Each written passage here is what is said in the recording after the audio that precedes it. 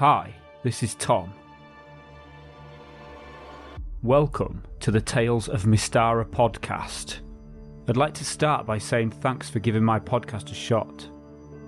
I really appreciate you taking the time to listen, especially with the wealth of Dungeons and Dragons related content out there. My hope is that I can provide something a little bit different here, that will set this aside from the other podcasts. If you stick with it, and you enjoy it, then I have achieved what I set out to do, to entertain, tell a story, immerse an audience, and share my love of D&D. Once again, thanks for listening, and without further ado, let's get on with the show. The following podcast is for a mature audience and contains detailed descriptions of violence. Listener discretion is advised.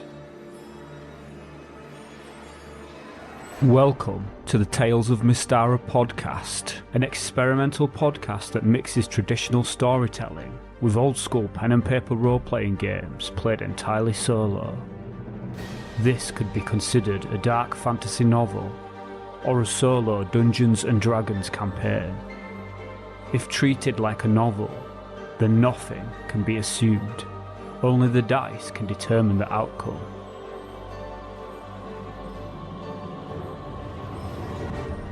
It cannot be known whether a character will live or die. Nothing is precious. No one is safe from the roll of the dice. If treated like a tabletop role-playing game, there are no players. There is no dungeon master. There is only me, the rules, and the dice.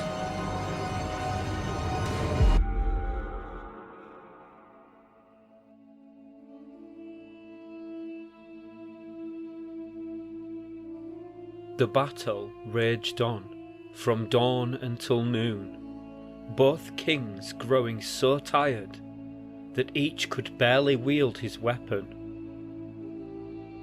Both took time to rest, and each described his resoluteness and unconquerable fighting ability. Evidently, both were right. King Halav and the king of the beastmen perished upon one another's weapons. Their armies looked upon one another, the beastmen now fearful because their king had perished, and the Traldar resolutely raised their weapons and barred the beastmen from advancing. The beastmen departed Traldar lands. Queen Petra and Zerkev took up Halav's body that night. The immortals visited, spiriting Halav, Petra, and Zerkev away. The Traldar mourned their king, but turned their eye toward rebuilding their lands into a mighty empire. The Song of King Halav. This is an ancient work, maintained by generations of bards, before finally being committed to writing about 6 centuries ago.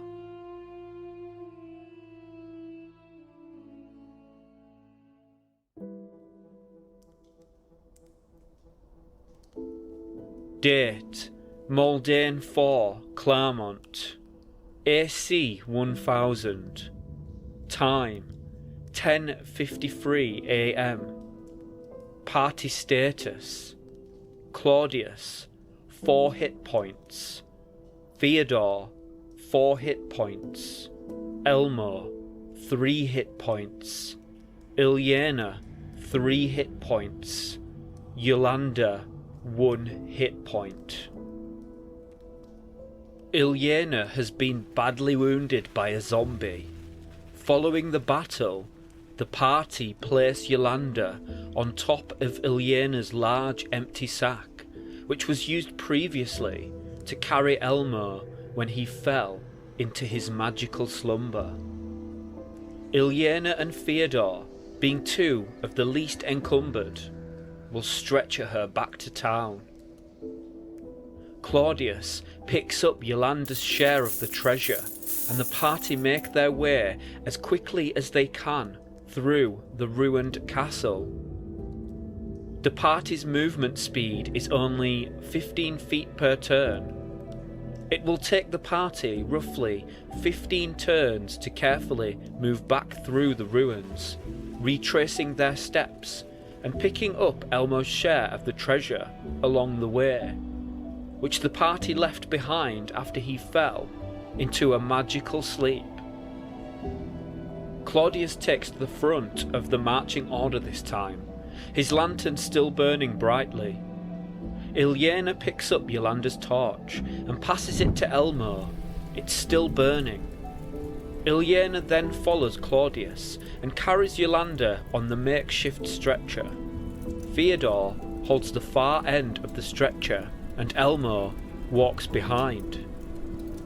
After 4 turns, Elmo's torch burns out, so he lights another, and that burns out about 45 feet from the entrance, but using just the lantern, they just about manage to make it back out to the courtyard before it dies completely. They arrived early in the morning. It's now afternoon. At their current movement rate, the party can only move 3 miles a day, and the town at Threshold is about 3 miles away, but the party will take a forced march to cover the distance in less time.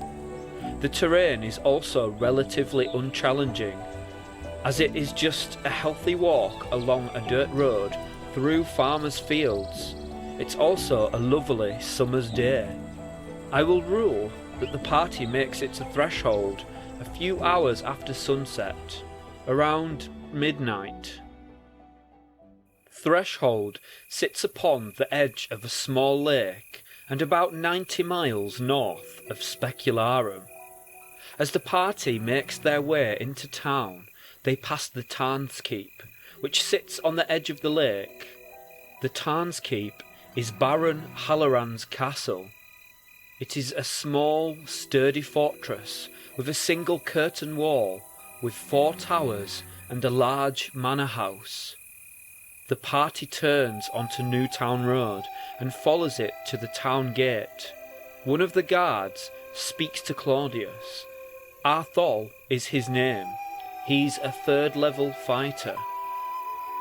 "What happened to this one?" he asks. "Zombie." "Did you find Bargle?" "Not yet." "Well, the Baron will be pleased when he's caught." Arthol lets the party into the town. Threshold is spread over a large area and is a very big town for its population. It's not a tight, packed, dirty, squalid town. By Baron Halloran's decree, no house may be built within 50 feet of another. The town is filled with nice homes, usually surrounded by vegetable gardens and livestock pens. The party stays a few days in Threshold, and with plenty of rest and the help of local clerics from the Church of Karameikos, Yolanda recovers from her injury. They are all now back at full hit points, and the party's first adventure together is now complete. But they still have unfinished business in the ruins of Castle Mystara. If they wish to avenge the murder of Alina Halloran and bring the evil Bargle to justice, they must return to the ruins and finish what they started. Total treasure found and kept: 1,095 copper pieces, 1,000 silver pieces, 100 gold pieces, 2 garnets worth 100 gold pieces each, a black onyx gem worth 60 gold pieces, 3 silver teaspoons worth 10 silver pieces, a solid platinum hat pin worth 100 gold pieces. Monsters defeated. 10 kobolds, 1 carrion crawler, 1 giant bat, 1 zombie. Total XP earned this adventure is 776. That's 155 XP each. Welcome to your Eldritch Journeys. I'm BJ Haddix, and I play Bagyo Ubo, a turtle monk. On my journeys, I endeavor to make up for my greatest failure, one life at a time. My name is Weston, and I play Griffin, an Aarakocra swashbuckler. I seek to do what's right to quiet the echoes of my past. I'm Eddie Flynn, and I play the mad sorcerer Howland Rain. I've never really been great at being a good guy, but being a villain, on the other hand, now that is something I could be great at. A D&D epic like none other, on Spotify, Stitcher, iTunes, and more. Now quick, BJ, say a joke. Let's take a journey.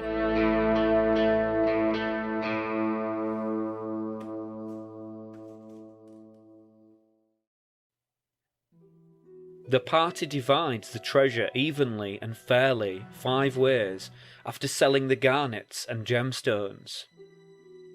Yolanda slyly sells the 3 silver teaspoons and the solid platinum hat pin and keeps the profits to herself.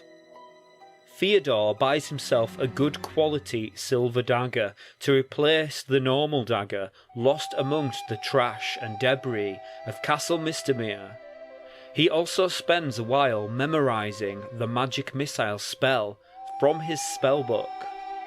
Not long after dawn, on the 3rd day after returning to Threshold, the party set out for the ruins of Castle Mystara once again. They arrive later that morning. It is now Solidane 7, Claremont.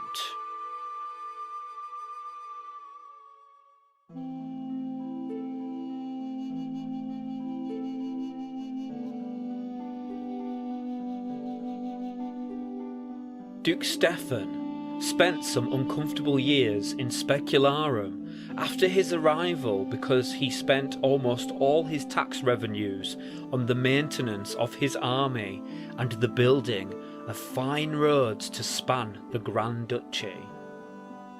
While he was about these tasks, the new breed of Thyashan settlers spread out from Specularum, founding homesteads, flooding into existing villages, often clashing with the native Traladari, sometimes fraudulently using the homesteading documents issued by Duke Stefan to seize land from its current holders. Duke Stefan, in his youthful exuberance to cement his claim to the duchy and to push along the process of settlement and civilization, was not as thorough as he should have been about guarding against abuses of this type, and so early resentment against him and his followers was harsh, and often deserved. Not all situations where Thyashans moved into Traladari areas were violent or even antagonistic.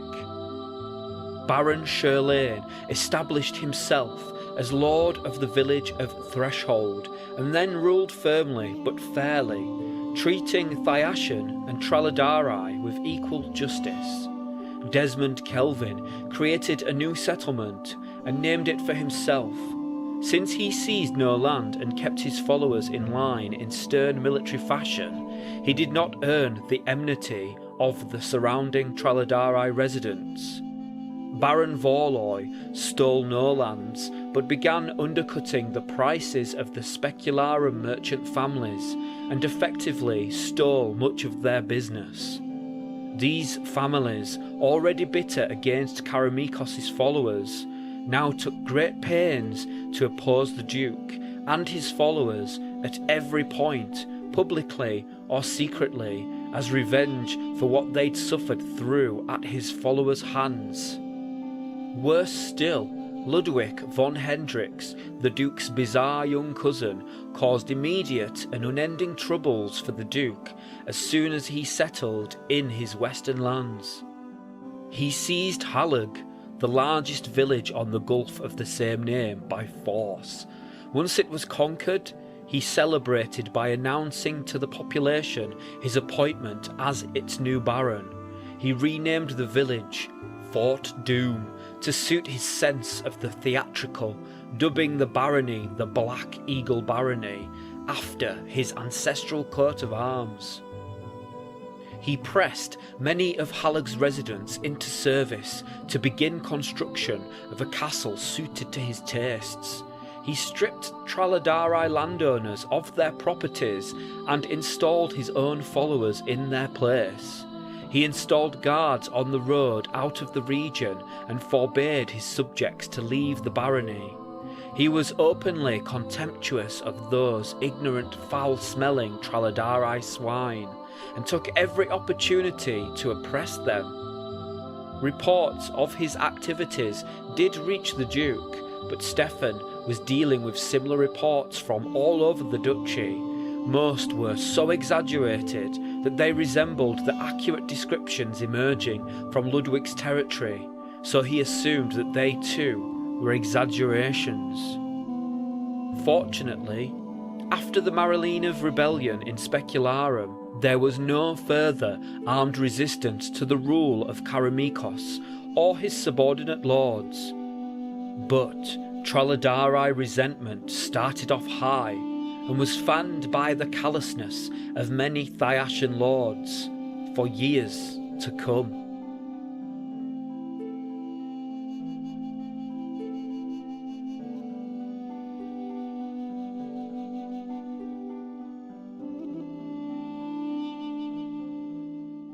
The party needs to decide which way to go. They could retrace their steps by heading west through an open doorway, or they could approach the closed door at the north end of the hall, or go through another open doorway to the east. The dice will decide. The party will approach the door at the north end of the room. Yolanda steps forward and listens at the door. She hears nothing. She tries the handle. The door opens easily, revealing a familiar hallway on the other side.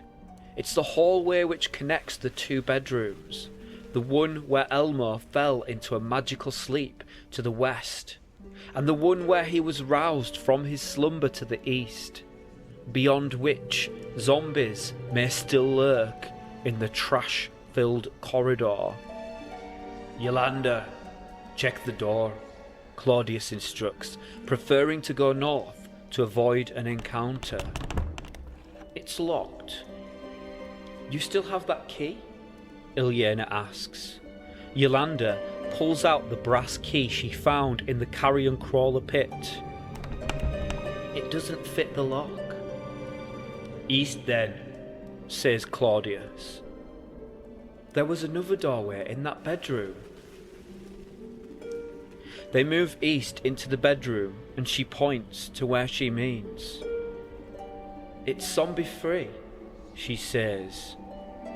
I hope so, says Fyodor.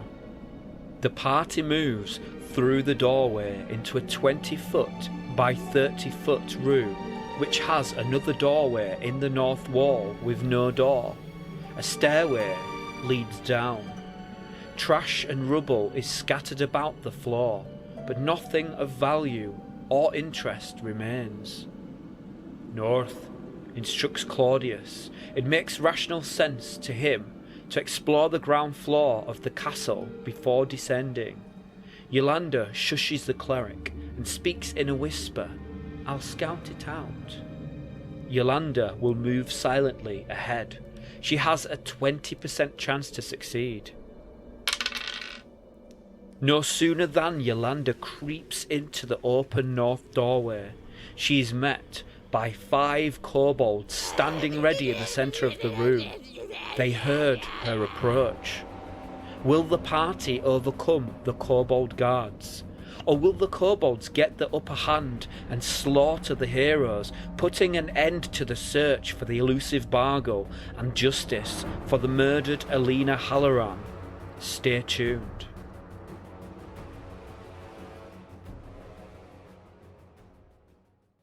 Hey everyone, I want to tell you about a webcomic based on the classic D&D adventure module, The Keep on the Borderlands. Follow a party of adventurers as they travel through the adventure. This comic is driven by characters, but the results of actions are based on dice rolls, just like a tabletop game. Start reading this exciting webcomic now.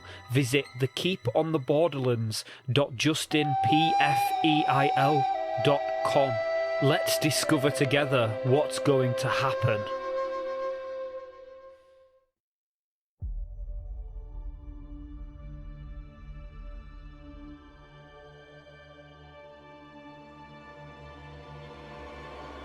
You have been listening to the Tales of Mystara podcast. I sincerely hope you have enjoyed this episode. If you have listened on YouTube, then I would appreciate you taking the time to subscribe, click the like button, and let me know your thoughts in a comment. If you have listened on iTunes, then I would appreciate it if you would leave a 5-star review. These things really help, and they let me know that the work I put into this podcast is worth it, and that I am making content that people like. After all, that's why I'm doing this. Once again, thanks for listening. I'll see you next session.